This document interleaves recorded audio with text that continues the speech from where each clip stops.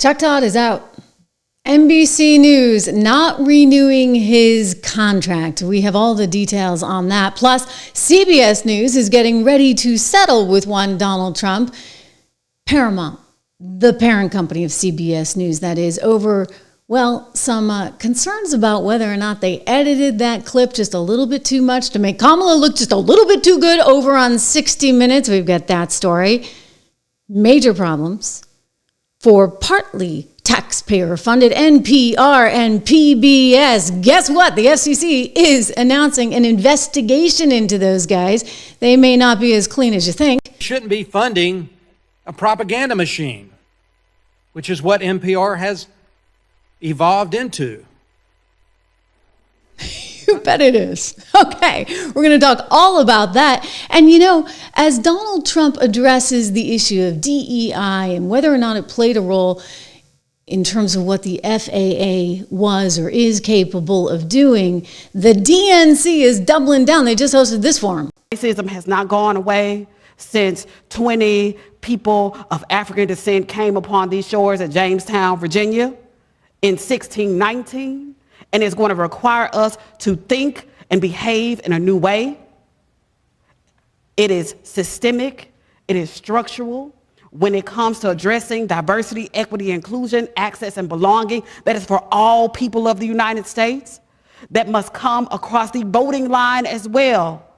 This is everyone's America. Okay, all right. So you see where they're going. Apparently they didn't learn their lesson. You know, they're going to double down on DEI and trans and gosh knows where they're going to be in 4 years or 8 years or 12 years from now, because that ship has sailed. America made it very, very clear. And it's having massive effects on everything, all over the media. Welcome to the show, everyone. I'm Trish Regan. Happy Friday. It's good to have you here. We have a jam-packed show. And I apologize for coming on air a little later than expected. But guess what? Donald Trump just came forward and said, we are going forward with those 25% tariffs on Mexico and on Canada. So we have details on that. We have news on his lawsuit, his appeal with Alvin Bragg, you know, because they got those 34 felony convictions that they're so proud of, but they may have done so in a really perverted, inverted kind of way where they were using this for political reasons, as we know. So he's appealing that. And, oh, what do you know? Meta, Mark Zuckerberg, Facebook, they want to relocate to Texas. Apparently, New York, not the New York Times, actually the Wall Street Journal had the exclusive on that. But we begin today on Chuck Todd. Chucky Boy is out over at NBC News. You see, NBC is going through a metamorphosis. NBC, which is owned by Comcast, has figured out that, you know, some of these really opinionated hosts, and some of them that even aren't so opinionated, but might be just a little sketchy around the edges, aren't very helpful to the organization as a whole. You know, I'm thinking about Joy Reid.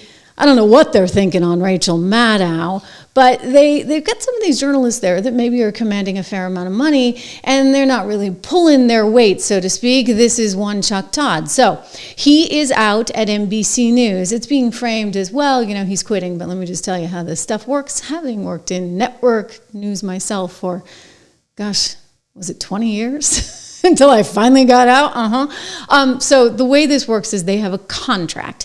And Chuck Todd had a contract to host Meet the Press. And for whatever reason, about a year or so ago, they said, no, we don't want Chuck doing this anymore.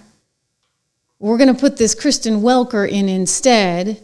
I mean, she certainly checks a few boxes. I'm kind of wondering if Chucky was a victim of DEI himself. We can talk about that. But anyway, they kept him around until the contract was out. And then they could have renewed. They should have renewed if they wanted him, but nope, didn't happen. So the contract expired, and Chucky was free to go, as he did. So he didn't really quit. You can frame it however you want. Here he is a short time ago saying, you know, he's going to leave Meet the Press. Welcome back. I have a personal announcement. While today is not my final show, this is going to be my final summer here at Meet the Press. It's been an amazing, nearly decade-long run. I'm really proud of what this team and I have built over the last decade, and frankly, the last 15 plus years that I've been here at NBC, which also includes my time as political director. I've loved so much of this job, helping to explain America to Washington and explain Washington to America. When I took over Meet the Press, it was a Sunday show that had a lot of people questioning whether it could still have a place in the modern media space. Well, I think we've answered that question and then some. We've taken Meet the Press from a single Sunday show to a distinct and important political franchise. From our daily show, Meet the Press Now, our magazine show, Meet the Press Reports, to our newsletters and podcasts, we've successfully expanded what makes Meet the Press special on Sundays to make it special no matter the topic or where it airs or when it airs. That includes our annual Meet the Press Film Festival as well, which has somehow become one of the most important festivals for Oscar buzz and nominations for news-driven documentaries. Not sure about But that. the key to survival of any of these incredible media entities, including here at Meet the Press, is for leaders not to overstay their welcome. I'd rather leave a little bit too soon than stay a tad bit too long. I've had 2 amazing professional chapters, and I already have plans for my next chapter, including some projects right here at NBC News that I've been very focused on. Among Oh my gosh. So he drones on and on for another 2 minutes. So I'll save you from that. But that was when he left Meet the Press. So, he kind of got forced out. Not that you should feel too bad for Does he really believe there's a deep state that came out to get him? And these are all revenge picks, right? Particularly Pentagon, Justice, Intel, right? Think about those 3, and even HHS, right? COVID, right? If he really believes there was this giant deep state conspiracy to shut down his first presidency, the 4 corners that he would pick are folks at defense, the infamous Ukraine phone call, obviously how he feels about the Justice Department, and Bob Mueller. You have the intel community that had intelligence that suggested there was issues here with some of Trump's appointees, and then of course HHS, right, which was the home of COVID and NIH and all of this. So my point is, if he succeeds, either he's right and there is a deep state, and he exposes it, which we know is unlikely to be true. I think this doesn't exist.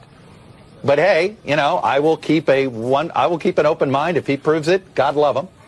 Yeah, right. Okay, so, Trump's crazy because he thinks that this deep state is after him. What do you think just happened for the last 4 years? I mean, when you're talking about a $500 million fine from Letitia James in New York City because he has a different viewpoint on what Mar-a-Lago might be worth. She thinks it's $18 million, despite the fact that it makes 56 a year. I mean, come on. What do you think that was? And that's going to get all proven out. I got more coming up on that in this show today, but wow. Okay, so Chucky, you know what?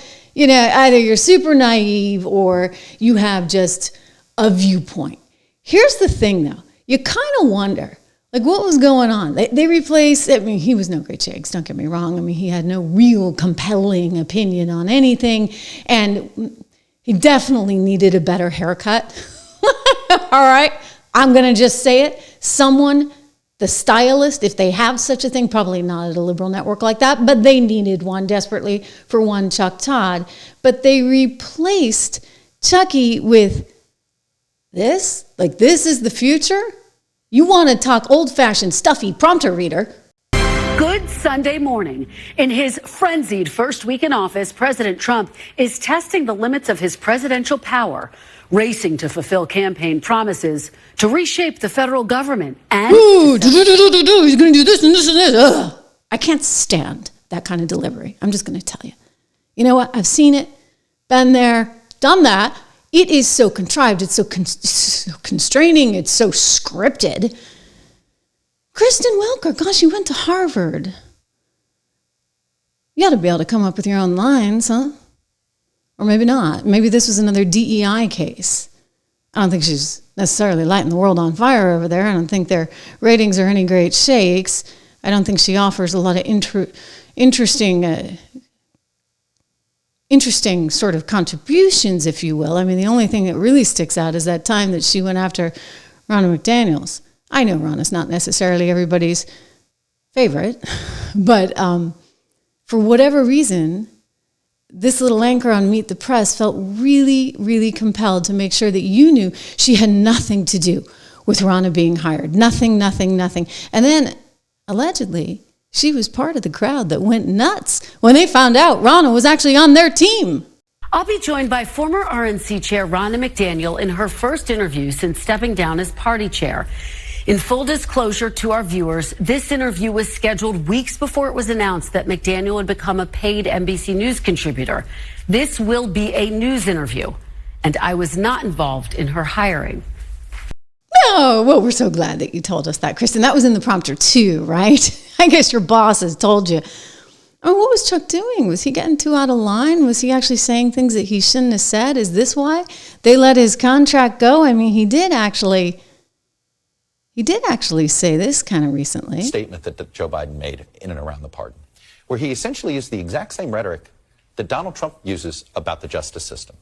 That, it was biased against Hunter Biden. I mean, you could have literally said, I could have said to you, did Donald Trump say this or did Biden say this? And a lot of people might have said, oh, this is something Trump would say. It's not something we were used to Joe Biden saying about the rule of law and about the justice system. Well, now you have, so forget. Oh, wait a second. Did he just compare one Joe Biden to Donald Trump? Did he actually say that maybe they have a point on some of this? Well, that'll get you fired for NBC. Meanwhile, he really went off the rails this time. I followed the Hunter Biden trial very closely. Mm-hmm. I read every transcript, all the testimony, because that's what all that was made public. And there is, you want to get angry, just as somebody in just all these mixed emotions. You read the Hallie Biden transcript, and that's Bo's widow. Yes. And essentially he essentially turned her into a drug addict. And this was all happening in 2017, 2018. And Joe Biden were so concerned about their family that they decided to run for president. Yep. So when you talk about the word selfish, it's almost like the word doesn't, their decision to run for president put the entire Democratic Party and the United States of America in the position that it's in now. That guy might actually be kind of growing on me. What do you know? But listen, that's not going to necessarily keep you a job over at NBC News these days. I mean, somehow Joy Reid is still there. I think that's kind of tenuous, though. Apparently, they're trying to reduce her salary. It's $3 million too much, because you see they're paying her $3 million. I don't know how much they were paying Todd, but clearly they felt that it was not worth it. You kind of almost wonder, was he a victim of the DEI stuff himself? I mean, look who they replaced him with. I don't know. We have to discuss that a little bit more, because the DNC is trying to double down on it, just as Donald Trump is saying, hey, we need people who are just actually good at their jobs. We don't care what color they are. We don't care about their gender. We only need people who are good at their jobs. But before that, this could be the end, really and truly the end of NPR and PBS. There's a big investigation that was just announced by none other than Brendan Carr, the new chairman of the FCC, who actually sees the FCC as having some responsibility. How refreshing. So he just fired this one off to none other than Paula Kerger and Catherine Marr. They would be the heads, the presidents of PBS and NPR. And, people have been kind of complaining about these guys for a while, because you see the bias, right? The constant bias. Here's a PBS journalist I'm going to show you who's whining on and on and on about, Mexico can't handle it. We can't just send millions of people back to Mexico. That's not going to work. That's going to be so bad for Mexico. Forget about the fact that it is bad for us. And you do work for the public broadcasting system of America. Mexico cannot cope, not sure any country can, but Mexico can't cope with like a sudden influx of millions of people. I mean, as much as she wants to embrace them, to use her word, when they come back and make them feel welcome, it all sounds very nice when you're listening to it, but the reality of that is just completely unsustainable. A lot of these people have lived in the U.S. for decades. They have lives there. They have families. They're good standing citizens. So they're not in a position to just be deported and say like, oh, okay, well, I'm just going to come back here and take a job making a fraction of what I used to make and go to my town where I don't have anything left, which is maybe it's been overrun by violence. I mean, it's unrealistic to think that wouldn't lead to a crisis.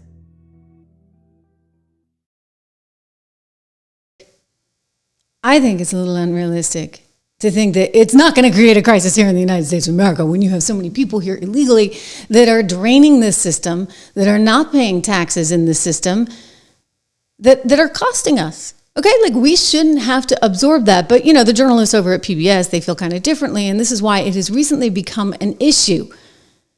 Apparently, they get 1% of their funding directly from the government, 8% of their funding indirectly from the government, which, frankly, is 8% and 1% just too darn much. They shouldn't be getting so much as a nickel from the government if they are this agenda-oriented. And they are. Representative Duncan of North Carolina, South Carolina, forgive me, brought this up just a few months ago on Capitol Hill. We shouldn't be funding a propaganda machine, which is what NPR has evolved into. The Constitution lays out 17 enumerated powers for this government. Providing state media isn't one of them. NPR and PBS have become American Pravda, a reliable mouthpiece for the liberal bureaucracy and their left-wing enablers.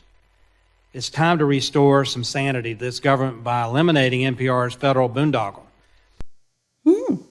Well, that would be refreshing. Why don't we just say, taxpayers, you don't have to contribute. If you actually love NPR, you're welcome to contribute on their own. In fact, they would say the majority of our funding is actually coming from individual contributions. Well, they do get a lot you see from organizations like, George Soros's, and then there's a few others. I guess we get the Carnegie Foundation, Bill and Melinda Gates. We can get into those numbers, but keep in mind, this is the crux of the issue as far as Brendan Carr is concerned. He's saying, you know what? You guys are not supposed to be advertising. You're not supposed to have commercials on NPR, but it kind of seems like you do have commercials on NPR because of the story selection. You're effectively embedding the commercials within the programming, something that's actually not legally something you can do. So an investigation in this case is actually quite pertinent. So while it may only be 1% direct contribution from taxpayers, another 8% indirect contributions from the federal government, there is 38% of a contribution that's coming from corporations and nonprofits, places like the Bill and Melinda Gates Foundation, Open Society from George Soros, and a series of others. So if you're spouting a narrative on your air that is constantly going back to the values of the organizations that are supporting you, then isn't that effectively a commercial? I think Brendan Carr's got himself a suit. Okay, so this is what he's writing. He put this letter out. He said, basically, you are in violation of something called Section 39B of the Communications Act, which prohibits a channel like this from airing these commercials or any kind of other promotional announcements on behalf of for-profit entities. So you've got the for-profit entities that are working, I guess, in conjunction with some of the other entities, and I'd actually take this a step further. I don't care if they're for-profit or they're not for-profit. If you've got Melinda and Bill Gates and their foundation pushing a certain agenda, and maybe they get money from the likes of some of the big pharma folks, and there's, this money-raising boondoggle that's going on, and it's getting funneled back to NPR and PBS, you got yourself a problem, don't you think? So he's going to investigate it. He's going to investigate it. Bye-bye. Bye-bye. Can we say sayonara to NPR and PBS? I think it's about time. Because we don't need state-run media. You want to compete? Go compete with everybody else, guys. Go compete with everybody else and own up to what you are. I mean, I listen to these guys. I look at their websites and I'm like, for goodness sakes, they're as bad, if not worse, than MSNBC. And they're masquerading as though they're somehow the perfection of truth. NPR is in a lot of trouble. I mean, take a look at these numbers here. So Bill and Melinda Gates Foundation donated $4 million to support NPR's coverage of global health and development issues. Gee. And then you see George Soros over here with a $1.8 million grant. That's all the way back in 2010 to the Open Society Institute. They had a whole project, which has now become a problem, called The Impact of Government. And they were trying to bring in at least 100 journalists who were going to talk about this impact of government issue. And then you got Carnegie Corporation with their millions, and Rockefeller Foundation with $500,000, and MacArthur Foundation, all very left-leaning nonprofits, foundations that are influencing the programming you see of one NPR or PBS. And this is the problem. They are in total violation of the law in that case. And so Brendan Carr and the FCC, they got a case. In other words, these state-affiliated entities that are getting all this money from private corporations are doing the bidding of the private corporations and therefore are having commercials. I mean, they may not be the 30-second jobbies that you see from the pharmaceutical companies on the evening news every night, but they are, which are just horrendous, right? But they're commercials in their own way. And keep in mind, this is effectively propaganda, and it's sanctioned propaganda. It's sanctioned, by the way, by the people that are running the organization because, maybe this is what their entities, their for-profit entities, and their foundations want them to do? I ask because, you see, there's this woman who runs NPR. Her name is Catherine Marr, and she's sort of this like pseudo-intellectual wannabe type that likes to talk about truth in a very philosophical way. So here she is in a TED Talk. Mind you, this is the head of NPR, okay? The head of National Public Radio, who goes and does a TED Talk where she effectively admits propaganda is fine. Because the search for truth means that you may have to do a little propaganda along the way. She doesn't really make a ton of sense. She acts like she's the first one to ever have this sort of philosophical revelation. She's kind of tough to take, guys. This is like the epitome of the liberal nonsense. But her conclusion, if you listen to this, is like propaganda's fine, right? Like as long as it serves a higher purpose, why are we going to get bogged down in looking for the truth? But one of the most significant differences, critical for moving from polarization to productivity, is that the Wikipedians who write these articles aren't actually focused on finding the truth. They're working for something that's a little bit more attainable, which is the best of what we can know right now. And after 7 years there, I actually believe that they're onto something. That for our most tricky disagreements, seeking the truth and seeking to convince others of the truth isn't necessarily the best place to start. In fact, I think our reverence for the truth might have become a bit of a distraction that is preventing us from finding consensus and getting important things done. Now, none of that's to say that the truth isn't important. The truth obviously exists. It's at the core, or the search. I just got to jump in. Can we hear that again? Important things done. Might have become a bit of a distraction. Okay, she just told us consensus in getting important things. The head of NPR just told us that finding the truth might actually be a distraction from getting important things done. I mean, that seems a little too far off the left curve, frankly. I mean, for you to be running National Public Radio. Miss Catherine, who hails from Fairfield County, Connecticut, the Tony, Fairfield County, Connecticut, did a degree in Middle Eastern Studies at NYU, then went over to the American University in Cairo to continue her Middle Eastern studies. Let me just tell you, I think I know where her sympathies lie, and they're not with the United States of America, and certainly not with Donald Trump. Now, none of that's to say that the truth isn't important. The truth obviously exists. It's at the core, or the search for the truth is at the core of some of our greatest human achievements. It can animate and inspire us to do, learn, and create great things. But I think in our messy human hearts, we also know that the truth is something of a fickle mistress, and that the beauty of the truth is actually often in the struggle. It's the reason that we have so many sublime chronicles of the human experience, because there are so many different truths to be explored. And so in this spirit, I know that the truth exists for each of you in this room. It also probably exists for the person sitting next to you. But the thing is, the two of you don't necessarily have the same truths.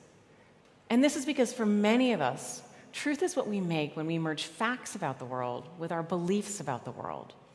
Each of us has our own truth, and it's probably a good one. It's based. But apparently it's just fine that the Wikipedians spend all their time trying to recreate the truth rather than actually own up to what's what. Yours truly?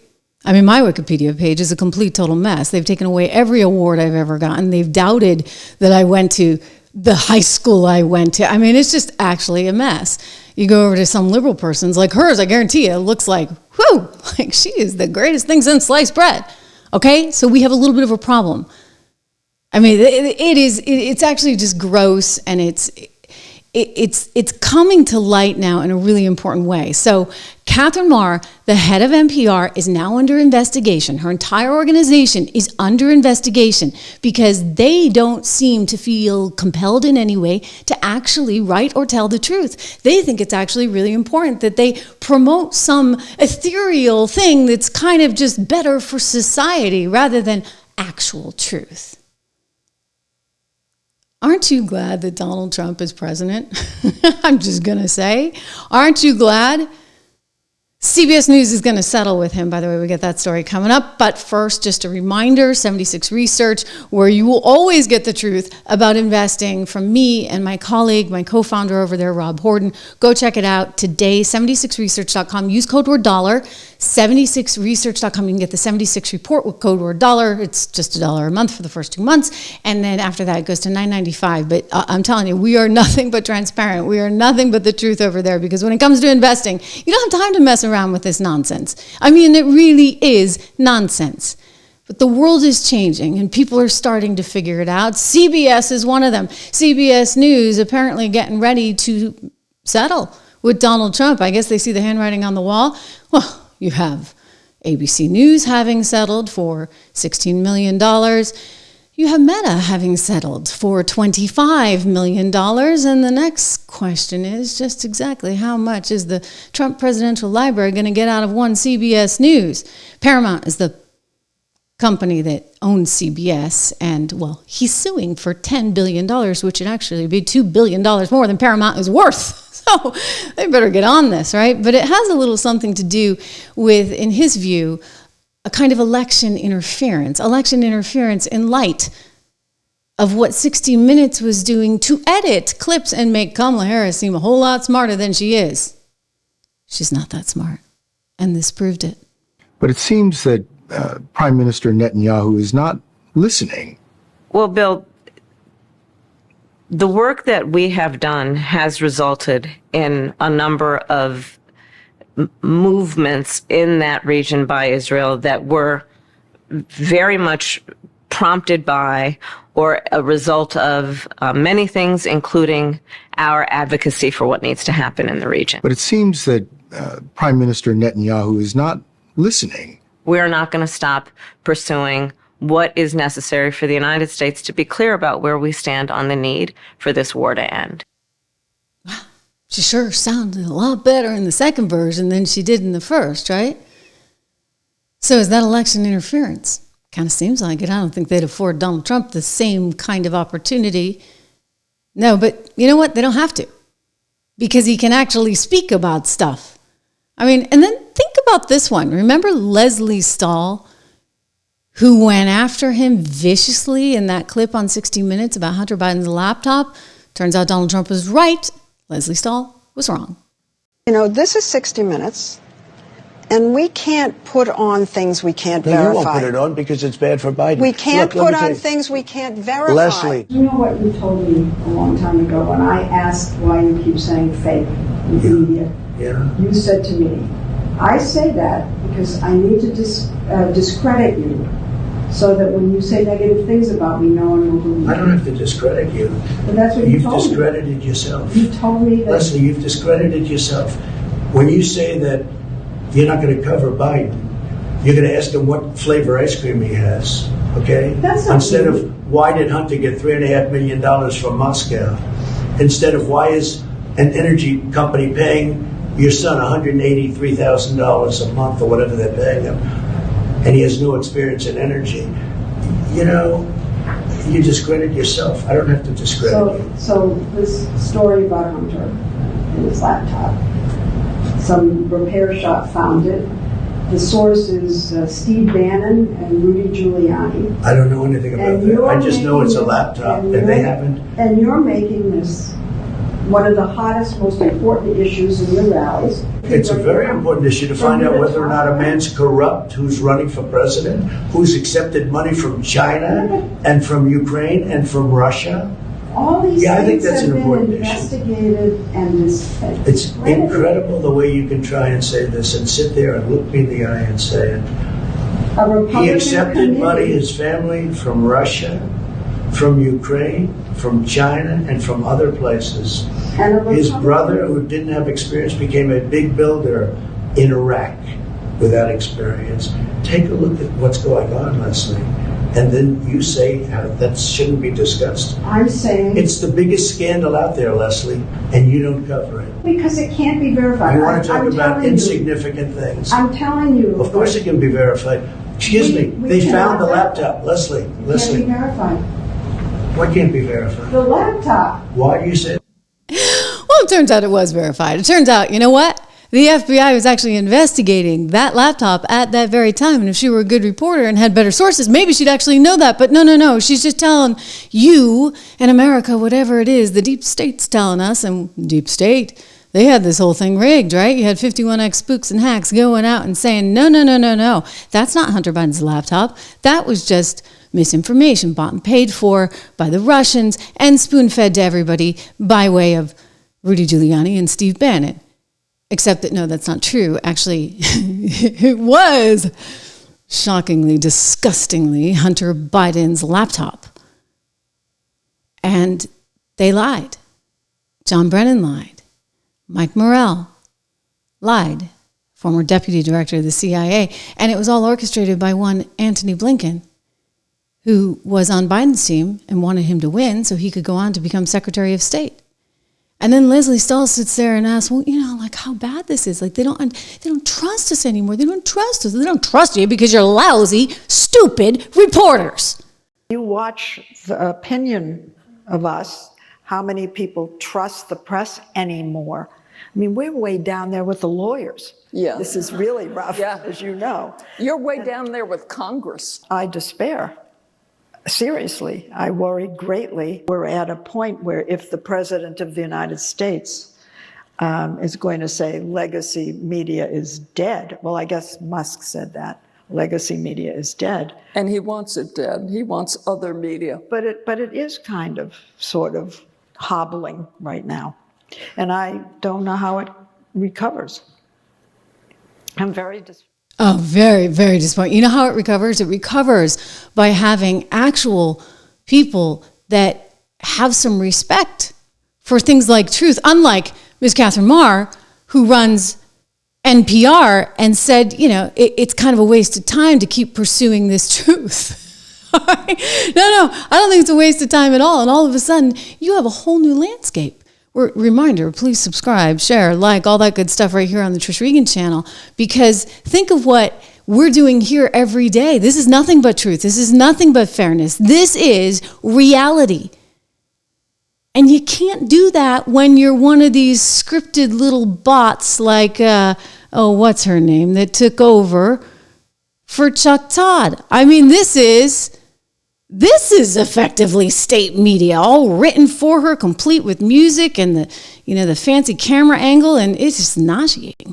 Good Sunday morning. In his frenzied first week in office, President Trump is testing the limits of his presidential power. You know what? You're testing the limits of my patience, because am I going to sit there and watch that? Like, it's like a little wind-up doll, right? Just cue her and she goes on and she reads the prompter, and that is what news has become. It's like paint by numbers. We know what this picture's supposed to look like, so let's just draw it out, we thread it out, we put it in the prompter, and we have our little stand-up doll who checks all the boxes, read it for us. Americans are like tired of it. Like they don't want it. They don't want political candidates like that. They don't want hosts like that. Those days are over. And you know what? This show is proof of it. Look at this. We've been on for the air for every day for like a year and a half. We got more than 550,000 people subs.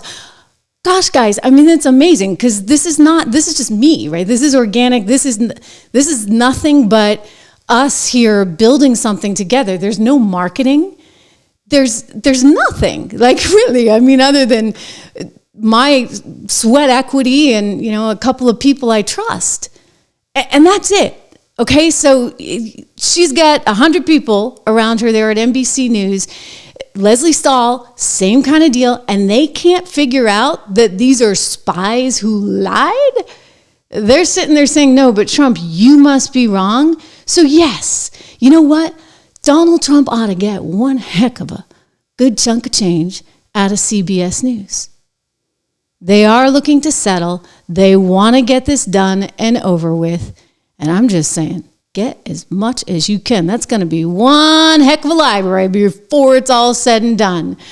ABC, meanwhile, might want to think about all this. They might want to think about a show like The View. They might want to think about a host like Whoopi Goldberg, Sonny House, and a few others there that they have on the air, because David Muir, another one, because you know what? Trust is way, way, way, way, way down at these places, and Brendan Carr knows it. And Brendan Carr is actually using this. He's the head of the FCC under Donald Trump to actually go back at these networks. So ABC thought, oh, well, we're out of the woods. You know, we don't have to worry because we did that $16 million settlement and now we're in better shape. Well, no. What did Brendan Carr do? He fired off a letter saying, guess what? This is actually proof of your bias. And now we have all these complaints from all these people saying that, you know, they're not really feeling this trust, if you would, in their networks anymore. So maybe we don't actually want to renew the affiliate deals with ABC. You see, they have to go through Brendan Carr in order to give out all those affiliations with all those small channels all over the country. So that's at risk. And the other thing that's at risk are these complaints you see. Lots and lots and lots of complaints. People saying, hey, you know, these networks are just too partial to Kamala Harris, and we feel like this is state media for Kamala Harris. We're not really seeing any kind of equality here, let alone things like equal time. Remember what happened? They put Kamala in a last-ditch effort to help her right before the election onto Saturday Night Live. That became a big issue. I'm telling you, they are in trouble, and they just don't seem to quite get it. Whoopi Goldberg, who spits on the set, when she says the President of the United States' name, how's that for patriotism for you? Here she is going on about, you know, we're just the greatest. If it weren't for what we have done and all the sort of agendas we have pushed, then where would the world be? Yeah, I would like this young lady this is her first job. I would like her to do a little homework because she said something yesterday. Okay, forgive me, the microphone was not on. I want to reference something. She's talking here about Caroline Leavitt, the new press secretary, who, by the way, is on fire. And I got some sound from her that I want to play you from today's press conference that just ended. But she's going on about Caroline. They went on and on. In fact, they even criticized her looks. It's really kind of ugly. But just so you know what she's speaking to, Caroline Leavitt had said, you know what, the woke stuff, it's over. It's gone. It's done. You know, we have a new president now. And Whoopi's upset about it. Really pissed me off. And that was, she said, there will be no wokeness here. Oh, yeah. Let me explain something to you, because without that wokeness, you might not have that job. Yeah. Because women were not invited to that table. Women were not invited to many tables in this nation. The reason we fought and busted our behinds to make sure that you didn't have to worry about this. And now to hear you talk about it and to hear anybody talk about the wokeness was put in place for a reason, because black people couldn't get into colleges, because women could not get into the colleges they wanted to go to. This is all women. Yeah. See, this is not black, Asian women. This is all women. Women were not invited to this party. It was a man's world, and we busted our asses to make sure that this was a person's world. So please stop using that phrase to talk about, because you don't understand what you're saying. You're saying about yourself that, you know, hey, that's a terrible thing to be. It's not a terrible thing to be. That's why we fought. That's what we were fighting for, so that you could stand in that podium, so that Catherine Jean-Pierre could stand at that podium. So women of all kinds of colors and ilks, wherever they came from, whatever their belief system was, they had the opportunity to bust down that door. And by the way, I think she's probably been put in there because, according to Donald Trump, she's a 10. You know that's what it is. I want to be clear, though. It's not her first job. It was her first press briefing. She worked in the previous Trump administration. Whatever I'm saying, this is the first time that she's been she may be.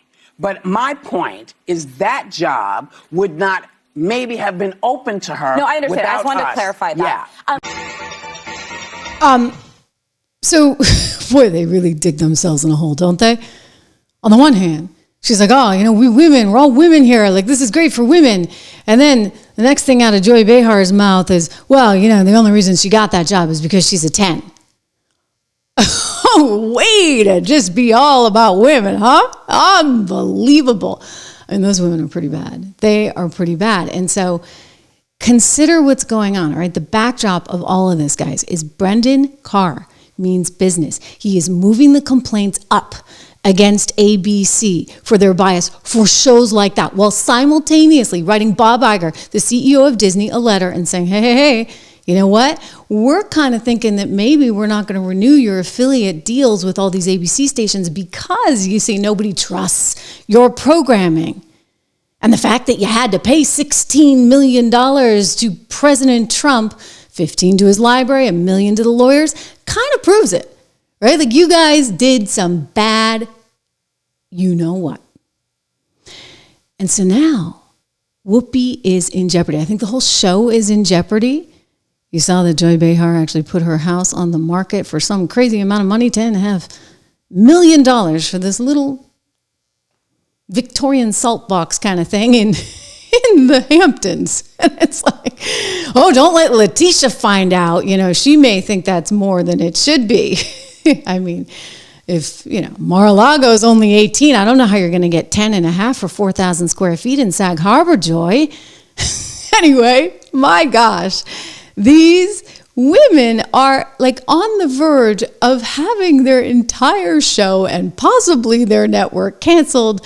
And so the only one that actually occasionally shows some glimpses of kind of getting it, I mean, there's Alyssa, but, you know, she's a conservative. So kind of a never Trump conservative, but still she's a conservative. So I'll give her a pass for, you know, at least kind of occasionally saying things that make sense. Whoopi never does until suddenly, all out of the blue, clearly the producers took her in the back room and said, hey, this is serious stuff. Now she's actually trying to sound, dare I say, rather MAGA-like. But 87% support deporting criminal undocumented migrants. Yes, I don't know anybody in the world. I don't know anybody in the world who wants to keep the criminals. I don't know anybody. That's where we should be focused. Now, you don't know anybody, except that, you know, if you don't look very far, you can actually find your own AG in the state of New York. That would be one Letitia James, who's all about keeping the criminals. Really and truly. She's fighting Trump as hard as she can because she wants to keep the criminals. And I actually think, you know, Letitia, you're in kind of a bad spot here at this moment in time. You see, the White House feels very differently. Here's Caroline Leavitt in a press conference that just ended moments ago, speaking about the issue of immigration and how strongly this administration feels about it. And don't forget, they kind of get their power there from the Constitution to go after this. And she's proud of the work that they are doing right now to round up criminals. On January 27, 2025, ICE Chicago arrested a citizen of Guatemala who has been convicted of solicitation to meet a child, disturbing, and sentenced to 24 months probation. On January 28, 2025, ICE Atlanta arrested a citizen of South Korea who has been convicted of 9 counts of possession or control of material depicting minors in sexually explicit conduct. On January 28th, ICE New York arrested a Mexican national previously charged by the state of New York for attempted murder and possession of a weapon and assault. And on January 28th, ICE Philly arrested a citizen of Mexico who has been convicted of possession of child pornography. Our message is simple. If you are a criminal, illegal alien, you will be arrested and deported. So that did not sit well with the media. It's not sitting well with Letitia James. New York's Letitia James is apparently not in agreement with Whoopi Goldberg on this because she writes New York has laws that protect immigrants and limit cooperation with federal immigration enforcement efforts. Those laws should be followed by law enforcement officials in our state. It's always been us to uphold our laws and protect immigrant New Yorkers. So Caroline was sort of asked about that too. Are they sanctuary city leaders? Are they violating the law? I would certainly think so. I'd have to check back on which specific law they're violating, but certainly if they're not enforcing our nation's immigration law, sounds like they are breaking the law. And I would also add that their constituents don't approve of that. You've seen residents in Chicago show up at their city council meetings infuriated with their leadership in that city because they are working very hard to provide for their families.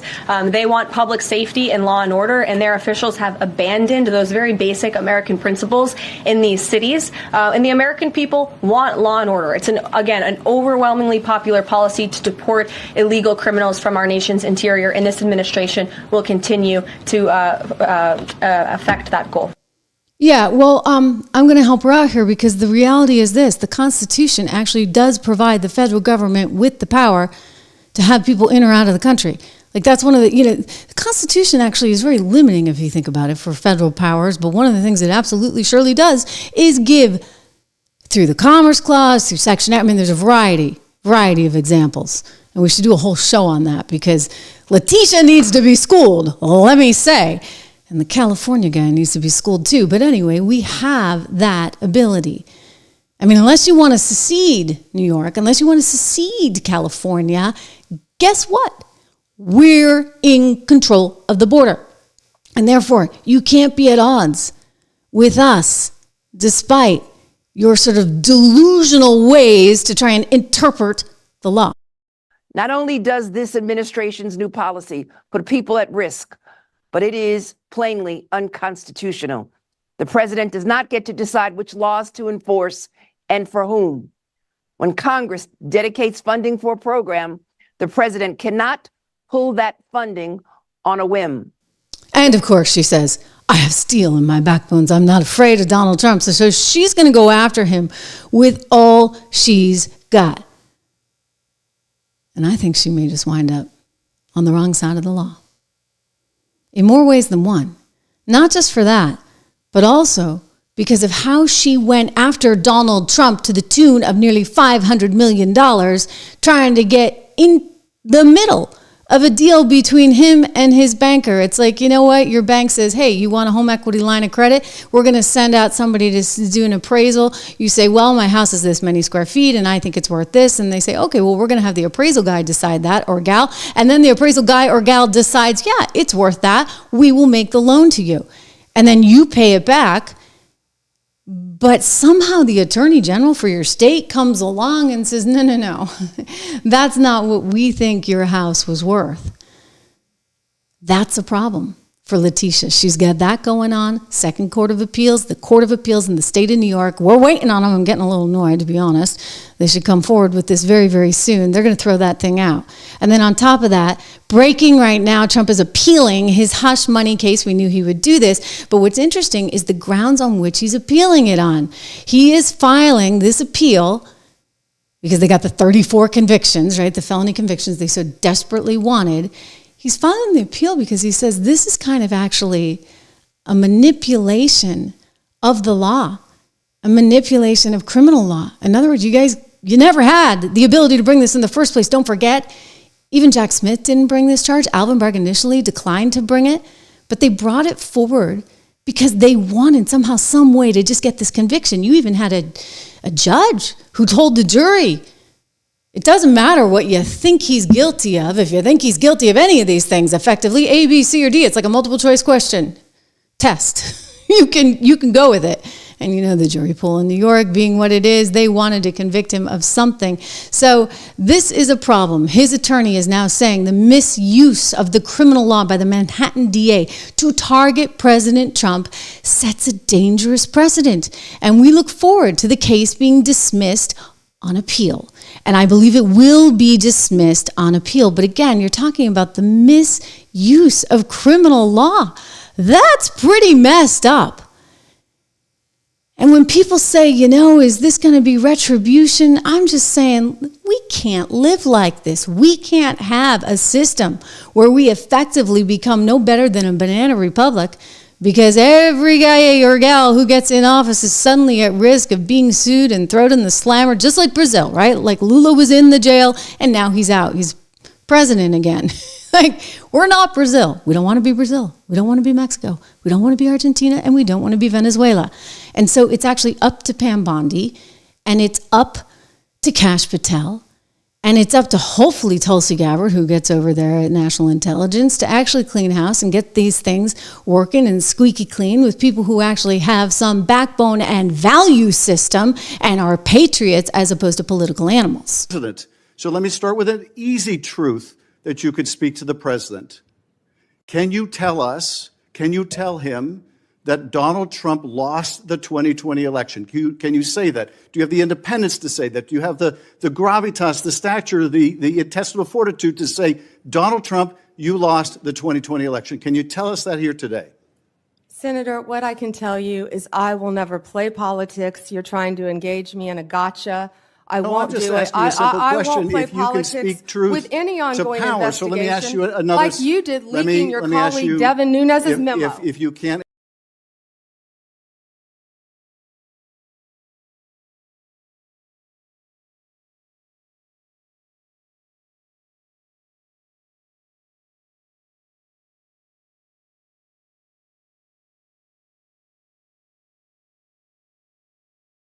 Unbelievable. Unbelievable, right? I mean, this is Pam Bondi's hearing, and she was terrific. She did a great job, but he's so freaked out. Like, Schiff is really worried because they're going to come after him. And James, I'm seeing your comment here. James Jones writing how great it will be if these liars are held accountable for their actions. Also, it's pretty great to have a competent press secretary, right? Yeah. You know, we're not asking for much, just somebody who doesn't constantly have to look at her binder and get back to you on things. Circle back, as one Jen Psaki would say, otherwise known as Peppermint Patty, and then KJP, who, you know, God bless her, poor little thing, because we used to have her as a Fox News contributor. I used to bring her on the show occasionally. Oh my gosh, it was like I would feel bad for her on the air because, especially I was at Fox Business, we talk about economic issues. She didn't have a clue, like did not have a freaking clue on anything. And so it felt like an uneven fight. You know, we put a Democrat up against a Republican, and there would be KJP, and she knew nothing. And she was just really, I thought that would just be awful when they got her, and boy, oh boy, was I right? Really, really, really clueless stuff. Anyway, I think Pam Bondi is going to go after a lot of people. I think that you're going to see some heads roll. And one of the questions that I keep coming back to, and I'm going to play this clip, I played it yesterday, so bear with me if you saw this yesterday, but I just think it's super important to understand what the Attorney General was actually doing. Merrick Garland, we now know his office, the White House, was in touch with Fannie Willis's boyfriend down in Georgia. Now, that's not supposed to happen. You also know that, for example, in the Alvin Bragg case, they sent somebody on the team that came from Merrick Garland's office. So I have a feeling there was a little too much interaction from the feds and trying to influence the states. Communicating with these state and local prosecutions against Trump, you can clear it all up for us right now. Will the Department of Justice provide to the committee all documents, all correspondence between the department and Alvin Bragg's office and Fannie Willis's office and Letitia James's office? The offices you're referring to are independent offices of state. I get that. The question is whether or not you will provide all of your documents and correspondence. That's the question. I don't need a history lesson. Well, I'm going to say again, We do not control those offices. They make their own decisions. The question is whether you communicate with them, not whether you control them. Do you communicate with them, and will you provide those communications? You make a request. We'll refer it to our Office of Legislative Affairs. But see, here's the thing. You come in here and you lodge this attack that it's a conspiracy theory, that there is coordinated lawfare against Trump. And then when we say, fine, just give us the documents, give us the correspondence, and then if it's... So I'd like to see it. I'd like to know. And this is what they have to get at. So Pam Bondi, Kash Patel, they will be on the case. And yes, it's going to be a glorious day when we actually figure out what the heck was really going on. And I think there were a lot of things going on. A lot. So I'd say, Letitia, watch out. I want to get to this FAA stuff because this is pretty significant, and Donald Trump is under a lot of criticism. Say, he shouldn't talk about DEI so soon, but we have to. We have to at least have this conversation, you and I anyway, because I think there's some important things that need to be brought up. Before we do, Balance in Nature. You know that I take my fruits and veggies every single day. We love having them as a sponsor on the show. They help make this show come to you every day for free. So they're fantastic. And guess what? Numbers don't lie. The impact of Balance in Nature makes every day on your life. At least I know my life is pretty astounding, but I was amazed because I'm looking through these numbers and they were showing me how they have, of course, thousands of success stories, not just mine, but thousands of success stories that are reported each and every month, and they put them on their website. So I encourage you to go do that.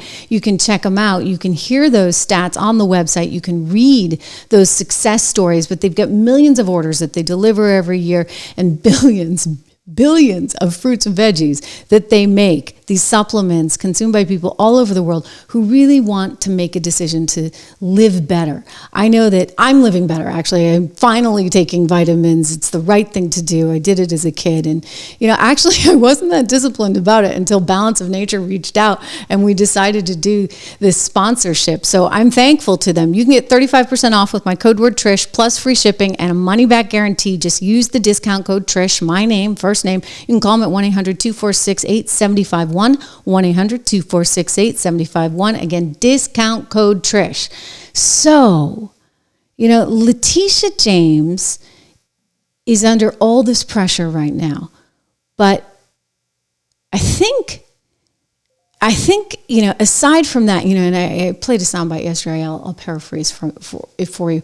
It was Joy Reid talking about how her DEIs were doing so much good work, whether it be in New York with Letitia, or whether it be in Georgia with Fannie, or back in New York with Alvin Bragg, that these were the DEIs bringing it home, trying to go after Trump. But, they're really striking out here. So now they're trying to double down. DEI is like top of the agenda for the Democrat Party right now. Like, have they not learned their lesson that America wants to move on? We want to be the meritocracy that's about fairness. And you work hard, you get ahead, and you can't fix things after the fact. You got to actually do the hard work early on. And as a society, that's going to mean dealing with communities that have been so disserviced by these lousy politicians for so many years. Anyway, they don't get it. Here's a DNC forum where they're actually trying to double down on this stuff. Racism has not gone away since 20 people of African descent came upon these shores at Jamestown, Virginia in 1619. And it's going to require us to think and behave in a new way. It is systemic, it is structural. When it comes to addressing diversity, equity, inclusion, access, and belonging, that is for all people of the United States, that must come across the voting line as well. This is everyone's America. Our story has a new form of glory that must come to our shores as well. Oh dear. So she's up for getting the top job there at the DNC. So you can see where that's heading. In the meantime, Donald Trump coming out saying, forget about DEI, forget about diversity, equity, inclusion. Like, this is pretty simple. You just need the best people in the best jobs. And when it comes to, for example, the FAA and who's running all the flight controls behind the scenes, like, we don't have time for this DEI stuff. We just need people who can actually do the job. Thank you very much. We need the smartest people. We need both psychologically smart and just brilliant, period. And we are going to have them in our control towers. We are going to have the most competent people in the country in our control towers, not people that are there for any other reason. it's amazing that that's so controversial, right? Why can't you just say, in the spirit of Martin Luther King Jr., by the way, that you value somebody for their contribution? If they're good at their job, they're good at the job. You're not seeing color, right? You want to be colorblind. It shouldn't matter. But they're trying to correct all this stuff after the fact. Again, instead of doing the hard work early on, going into the schools, praising communities, valuing things like a family unit and 2 parents in a household. Instead of doing that, they're trying to fix it after the fact. And then when he dares to say this, oh my gosh, it's like he's got to get a new Jim Acosta over there at CNN. Caitlin Collins challenged him on this. He wasn't too happy. He seemed a little disappointed in her, actually. We don't even yet know the names of the 67 people who were killed, and you are blaming Democrats and DEI policies and air traffic control and seemingly the member of the U.S. military who was flying that Black Hawk helicopter. Don't you think you're getting ahead of the investigation right now? No, I don't think so at all. I don't think with the names of the people, you mean the names of the people that are on the plane, you think that's going to make a difference? Does it comfort their families? They are a group of people that have lost their lives. If you want a list of the names, we can give you that. We'll be giving that very soon. We're in coordination with American Airlines. We're in coordination very strongly, obviously, with the military. But I think that's not a very smart question. But are you I'm surprised coming from you. Are you blaming Not a very smart question. I'm surprised coming from you. Here's the thing. I'm going to tell you something about Donald Trump. He is all action-oriented. So sure, okay, some people are like, well, couldn't he have just, and I see it in your comments too, guys. I know that like some of you are like, God, did he really have to go there right away? And the thing is for him, and I know this about him because I've known him for many years and have had a lot of conversations with him over those years. He takes anything that happens under his watch very, very seriously. I remember once saying, why are we pulling these troops out of Syria? And he got really kind of angry with me. This is on a phone call. And he's like, Trish, like, you try looking those parents in their eyes after they've lost a son over there. Like, there is no reason for us to unnecessarily be risking American lives. He was passionate about it. And then there were other times, for example, having an interview with him once, and he was supposed to meet with some families who had lost their sons, and it was like so important. He was really kind of rushed. He's usually not, like he'll like talk to you a bit, but like he had to get out because he wasn't going to be a second late for those families. And I'm telling you, like he takes a lot on, right? He wants to be able to say, look at GDP, look at the unemployment rate, it's coming down, inflation's coming down, we're doing great, we're safer, we're better. And when it's not that way, he takes it on personally, which actually is a good thing. Right? Because I don't think Biden cared. I don't think Kamala cared. I don't think anybody actually felt the way Trump feels when it comes to whether we're succeeding, not succeeding. So the fact that he's president, only a couple of days, this happens, he's livid. What does he want to do? He wants to fix it immediately.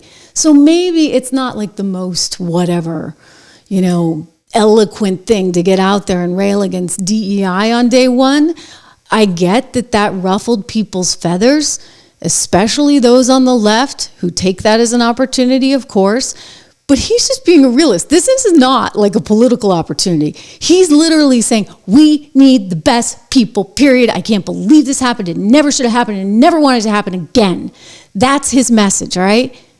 And when you look at whether or not we have the best people, I think it's in doubt. So there's a lawsuit that was filed last year claiming that basically people that were highly qualified for FAA air traffic controller positions were not getting hired.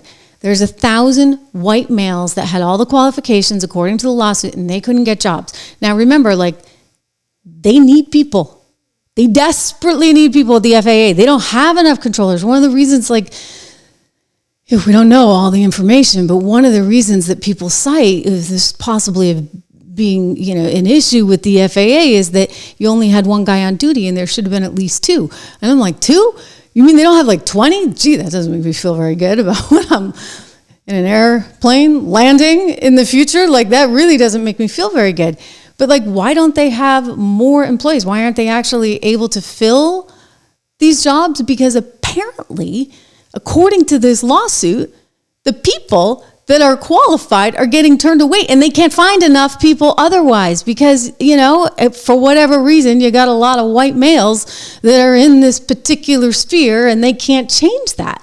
So instead, they're doing this big diversity push, and they want to hire people with, according to Fox News, this article came out literally, oh my gosh, this is like days ago, right? Days ago. People have been warning about this, by the way, for a while. Let me be very, very clear. And so they had this effort to bring in people with severe intellectual and psychiatric disabilities. Like, what? For the FAA? Like, is that really the direction you guys want to go? Apparently, here's their big diversity push message that was put out by one Brad Mims under the Biden administration. Hi, I'm Brad Mims, Deputy Administrator at the Federal Aviation Administration. We are looking for the best and brightest to join us as air traffic controllers. We need a diverse group of air traffic controllers to bring distinct perspectives.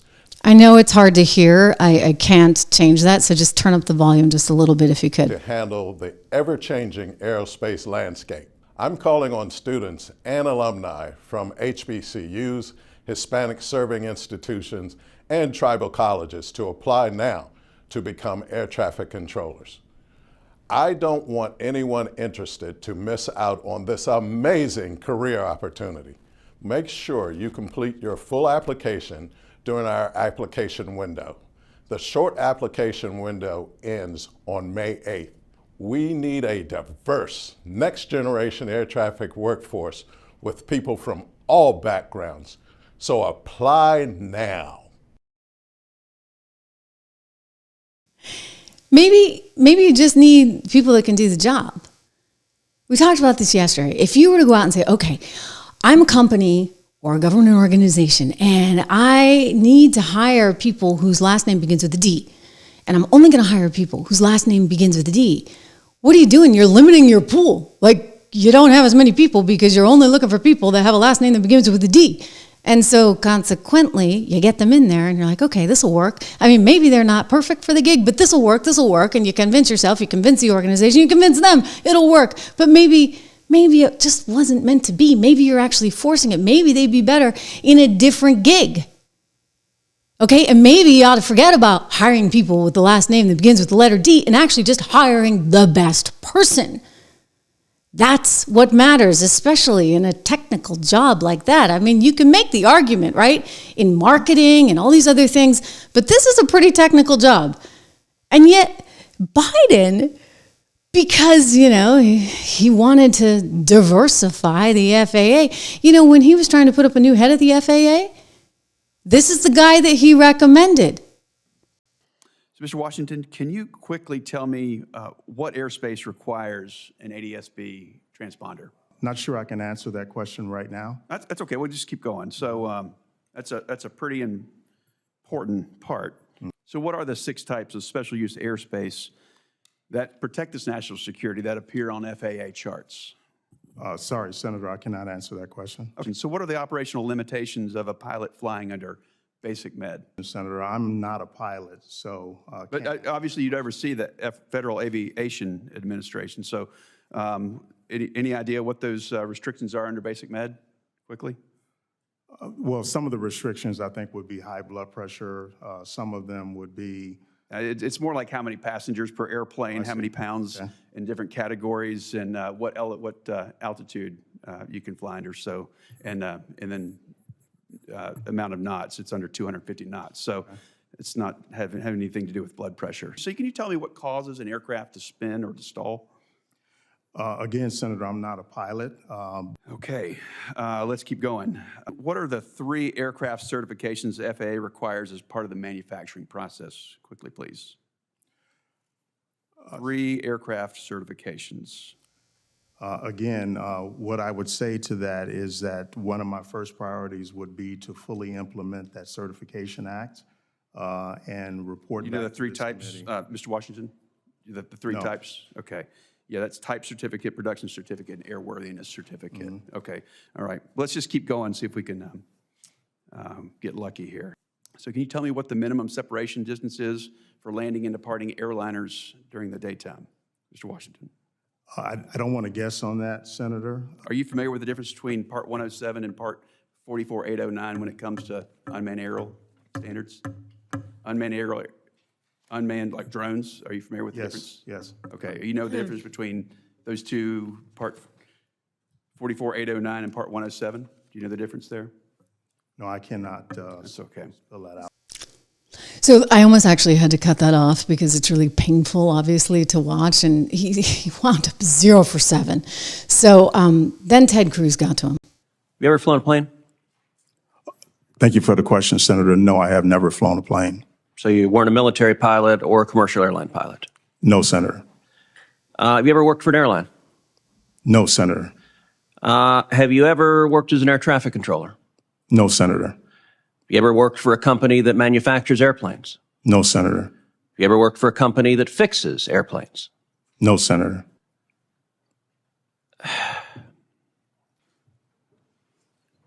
FAA administrator is a specialized position.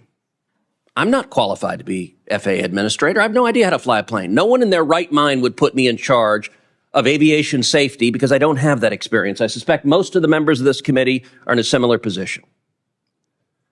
The American people, when they think about aviation safety, when they think about, I played in this committee, a Southwest Airlines and FedEx plane almost colliding at Austin's airport. They want an FAA administrator who knows why those planes crash and knows how to fix it to keep them safe. And with all respect, Mr. Washington, it gives no comfort to the flying public that their pilot might be a transgendered witch, but doesn't actually know how to prevent the plane from crashing into the ground and killing them. I believe your record is woefully lacking. And in fact, you have 0 aviation safety experience. Oh my gosh, did he really say that, transgender witch? Look, I mean, it's like putting me as head of the FAA. Like, you know what? I got a lot of things I do well, but I know nothing, literally nothing about planes. I'd be the same way up there. I mean, I'm kind of looking at this guy and saying, okay, Mr. Washington, didn't you think that maybe this might be a little controversial since you really don't know what you're doing? Anyway, they put somebody else in. Thank goodness. But, it gets back to why are we doing this? Shouldn't we just have the best people? Pete Hegseth, I love this. I'm going to play this clip again because he said it on Jesse's show the other night, and it's meaningful. I want you to hear this because he says diversity is not our strength. And guess what he says is? What's happening with DEI? How's that going at the Defense Department? Well, DEI is not going well at the Defense Department because it's dead. We will, as the president said in his inaugural, we will be merit-based and colorblind, and that is the case at the Defense Department. DEI is going to be ripped out root and branch because we want everyone treated equally with high standards and held accountable with warfighting, lethality, and readiness front and center. We don't have time for emphasizing differences. Jesse, one of the dumbest phrases in military history is our diversity is our strength. Our diversity is not our strength. Our unity and our shared purpose is our strength. And the Pentagon is excited to get back to that core mission. It's happening rapidly. The services are responding, and those that don't want to respond can work somewhere else. So diversity, equity, inclusion will not be a part of the Defense Department, not a minute long. But you hear what he said, how unity is our strength? I think that's so true. Let's all try to get along together. Let's not keep just dividing. You know what? It's divide and conquer. I mean, that's what they've been trying to do. That's exactly what the DNC is all about. Again, this lady. Racism has not gone away since 20 people of African descent came upon these shores at Jamestown, Virginia in 1619. And it's going to require us to think and behave in a new way. It is systemic. It is structural when it comes to addressing. You see, they're going to keep promoting this idea because this is their source of power. They keep telling people, you're down because of this reason and that reason. Well, I'm sorry. When it comes to planes, when it comes to medical things, Wall Street tried this. Wall Street tried it. It didn't go so well. So guess what?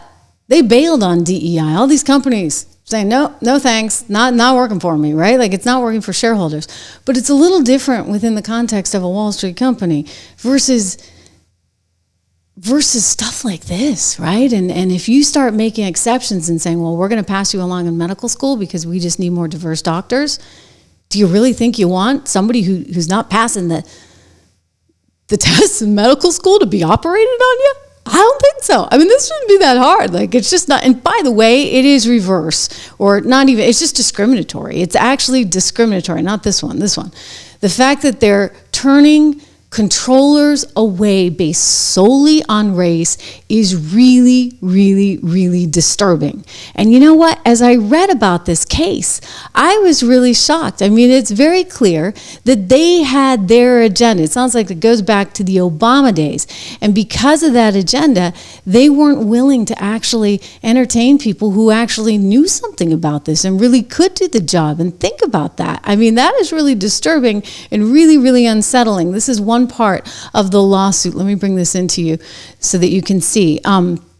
Basically, they're saying that 20 years before the Obama era FAA, the Collegiate Training Initiative, known as CTI, is a program that graduated 100% of those who went on to work in their field. However, the aforementioned changes, the changes that they put in during the Obama years that they're talking about, to the hiring process meant that many of these graduates began to be passed over in favor of applicants who had only graduated high school. So imagine, like, you've gone to school for this, like, you're going to be, this is your career choice, you have all the training, but somehow somebody who's only gone to high school gets the gig and you don't, because of Obama's initiatives, which were then carried on by Biden.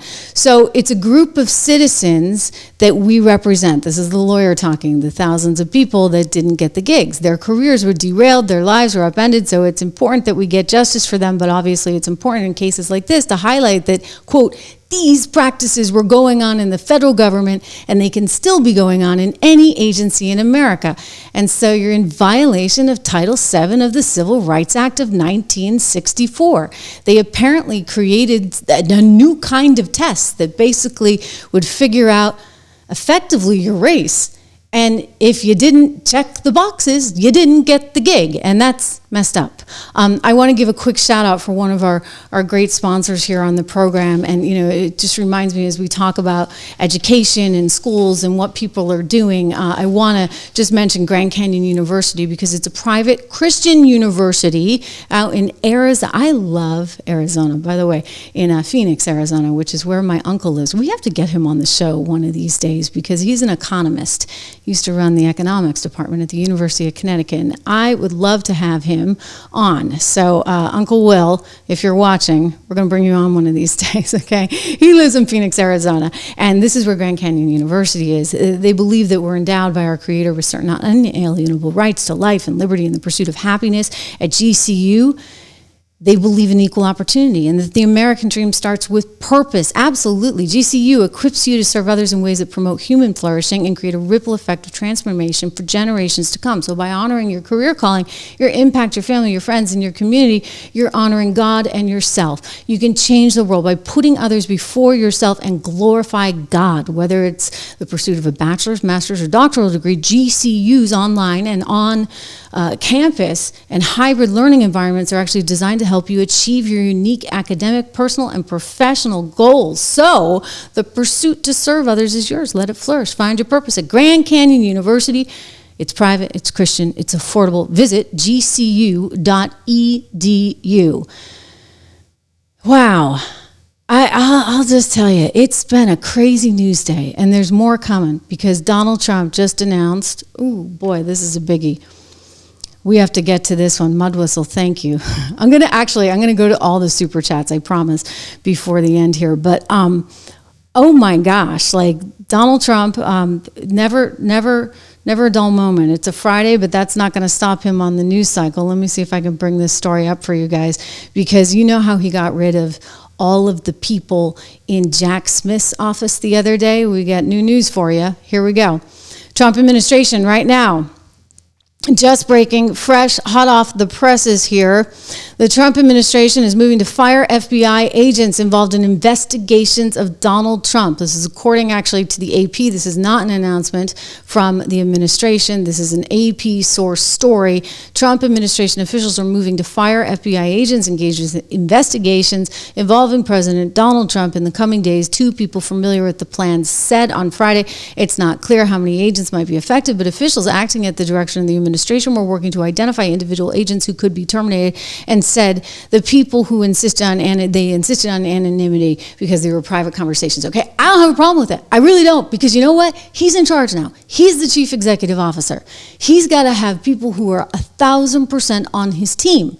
And if you're not on his team, then it's not really going to work. And you're going to have all this friction in the government. It's like the military, right? Everybody buys in. What did Pete Hegseth say? Like, diversity is not our greatest strength. The unity is. You want everybody on the same page. Now, I will tell you this. I mean, you want to talk diversity, we can talk some real diversity. What do you think Tulsi Gabbard is? She used to be a Democrat. RFK too. I mean, she used to be a Democrat.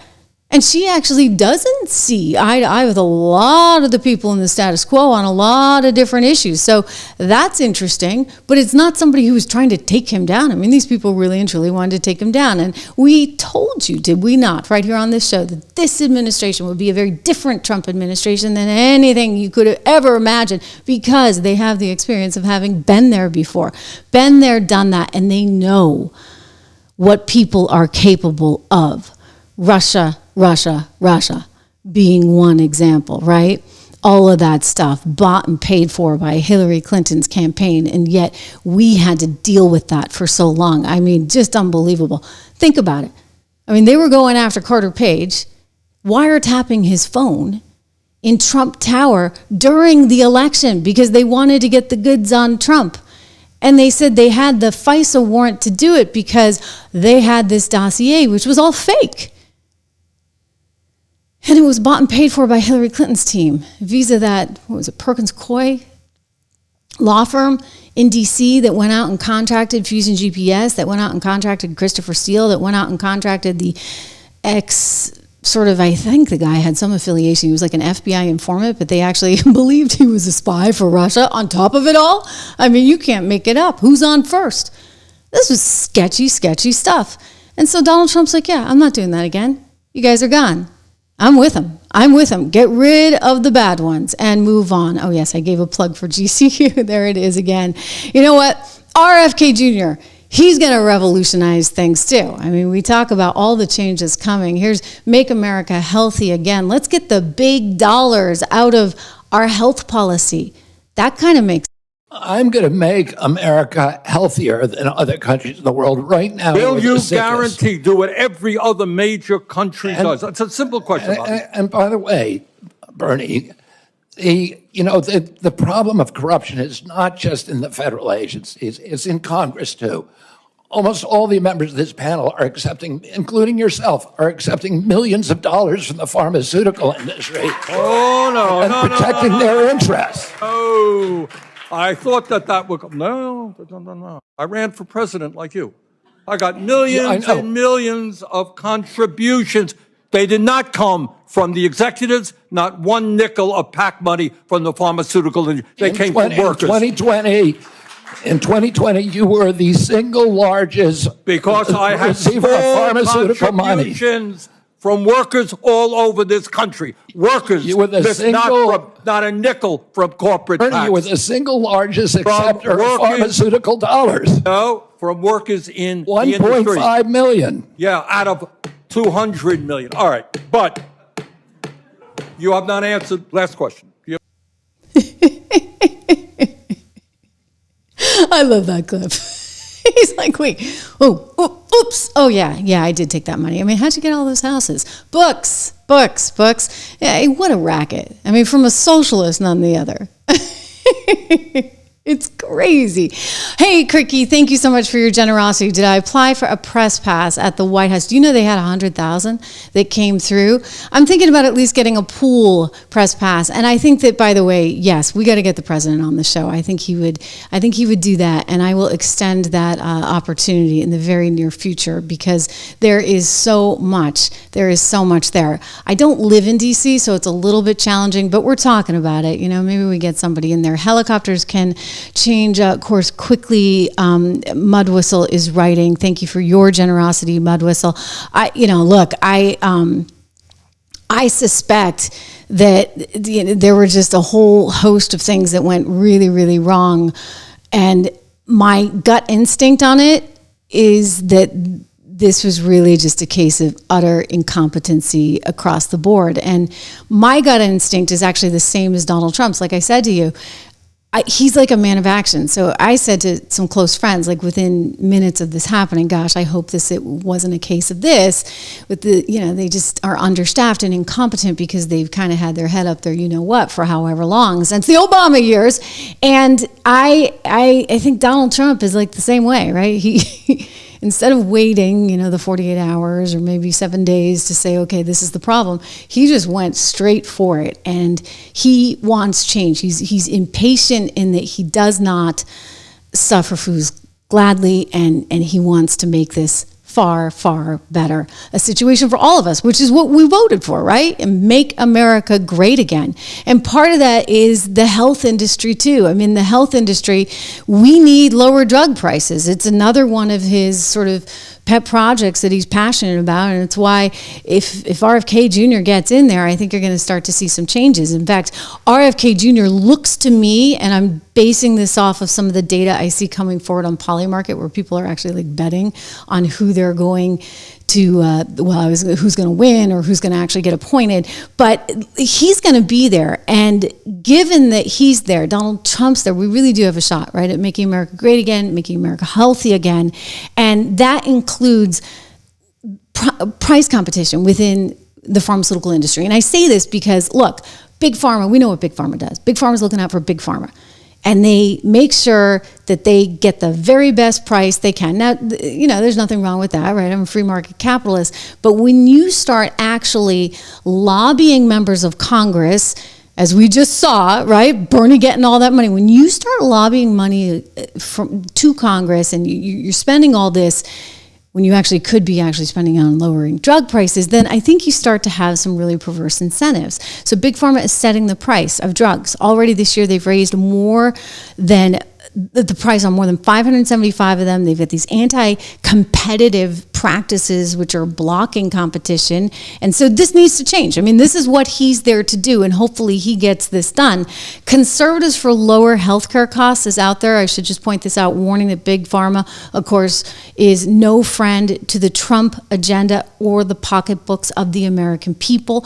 They oppose solutions to lower drug prices in President Trump's first term, and they're after a huge money grab at the expense of everyone else now by seeking more government intervention in the private market. So I just want to give a plug for all those folks at Conservatives for Lower Health Care, because they're trying to combat this. And you can get more information today at pharmawindfall.com. So keep in mind, like, Congress can do something about this. They can stop Big Pharma if they want to. That means not taking the lobbying dollars. So call your Congress people, let them know that you care, that you're following this, and go look at pharmawindfall.com today.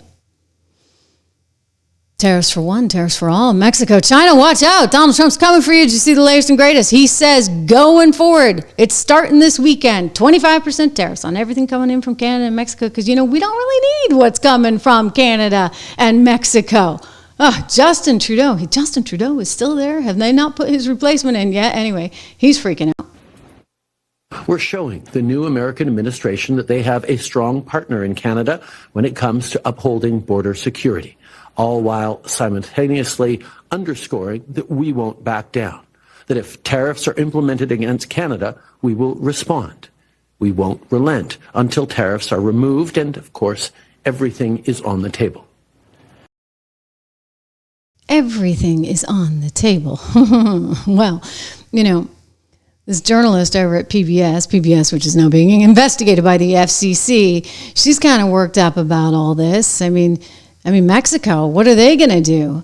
Remember her? Mexico cannot cope. Not sure any country can, but Mexico can't cope with like a sudden influx of millions of people. I mean, as much as she wants to embrace them, to use her word, when they come back and make them feel welcome, it all sounds very nice when you're listening to it, but the reality of that is just completely unsustainable. A lot of these people have lived in the U.S. for decades. They have lives there. They have families. They're good standing citizens. So they're not in a position to just be deported and say like, oh, okay, well, I'm just... Okay, well, Donald Trump says, you know what? Hey, Mexico, you're not going to take them back, or this is going to be so bad for Mexico. It doesn't matter. You know what's really going to be bad for Mexico? 25% tariffs.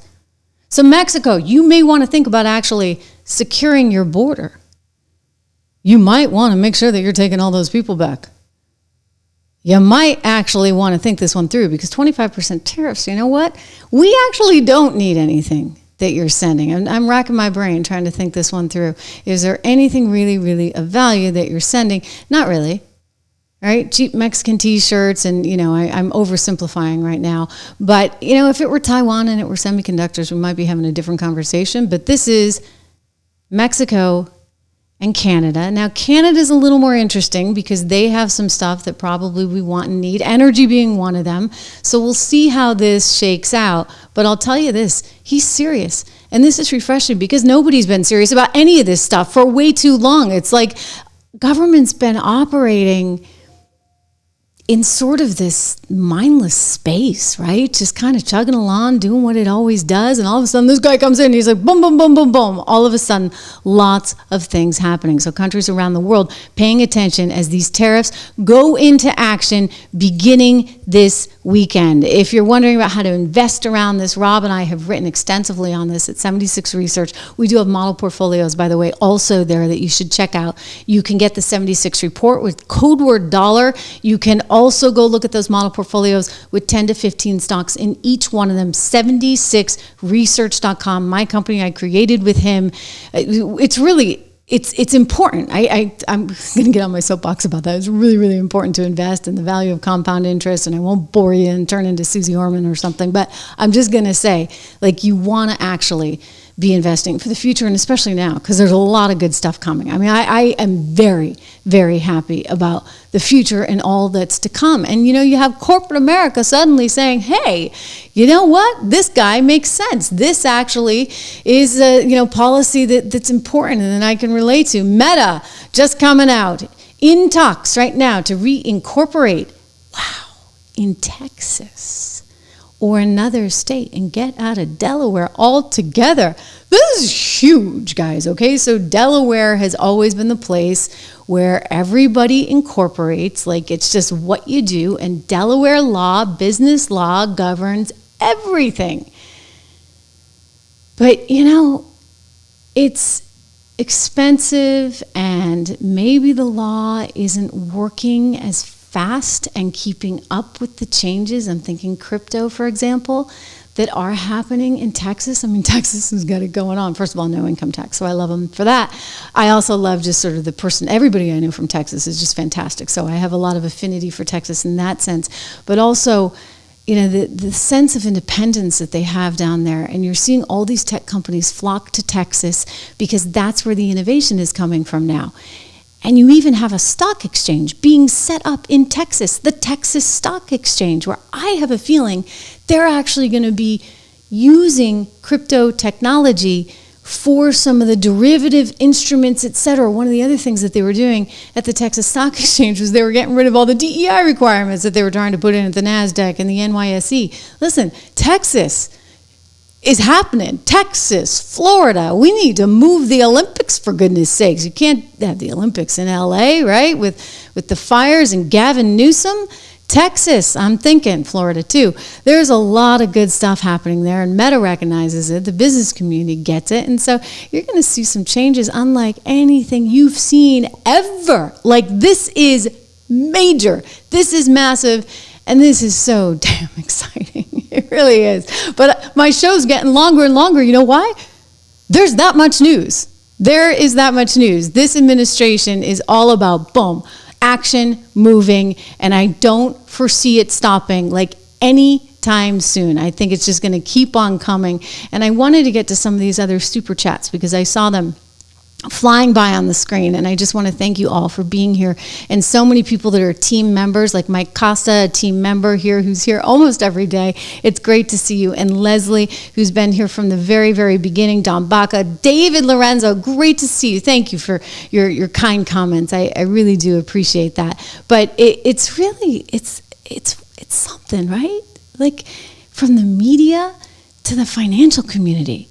You think about all the crypto coming into action, you think about all these networks kind of getting just completely reinvented. I mean, all those stars, so to speak, going away, whether it's Chuck Todd or Jim Acosta, and even what we're doing here, becoming bigger. I got to tell you, you know that I actually have more people watching my shows on YouTube than I had when I was at Fox Business, which is kind of incredible. Spirit-filled. I don't think I could ever change my hair color, but thank you for the suggestion. I think I know where you were going with that, because I think that I know where that came up. Anyway, it is great. Peace of my mind. Is it true? We've got 3,500 plus likes and still counting. This is amazing, right? Like, it's a live show, by the way. I'm a big believer in live. Big believer in live, because, well, you know, I'm kind of a perfectionist, so I'd be editing all day long if it wasn't for live. And then I think there's, again, an authenticity to this that you just can't get when you're doing something that's taped and scripted. And, you know, I tried it. I actually have a prompter in this room, and I was like, this is ridiculous. Like, I'm going to write a whole script, and then I got to follow along with a prompter. Like, this is just, it's actually too time consuming. It's kind of annoying, and I know what I want to say. And then sometimes I don't. Like, sometimes, you know, you guys say something in these chats, and I look at it, and it inspires me, and we go from there. So, listen, I don't believe in scripted shows. I think that there's a new dawn effectively here, and everything's changing, and we collectively will benefit from that as a society, and certainly me as a podcaster and as a streamer. So thank you again. And La Caviloso, thank you for your generosity, pointing out that he thinks the helicopter had a navigation instrument malfunction. It's possible. I mean, because why on earth did the helicopter go straight into? The other thing that people are talking about, I should just flag, is that they think that it might even have been a night vision goggle issue. In other words, that people couldn't really see that well. And so that's a possibility too. We don't know, right? Like, we don't know all the answers. And so that's why people are angry at Donald Trump for mentioning DEI. But regardless of whether it was DEI or not, I'm telling you, DEI is an issue. And we got to change that. We got to get away from that. It's really important. Oh, Leslie, you like that it's in Texas, right? Leslie's a big Texan fan. So we'll see. Yeah, listen, Texas gets it. So it's exciting, and we have more coming to you this weekend, so make sure you tune into the show, to the channel. If you haven't subscribed, do me that favor, subscribe to the channel, and we got more coming your way. Like, this is Trump, right? So, like, the news never stops, and I'm here for all of it, right alongside you. I'll see you soon.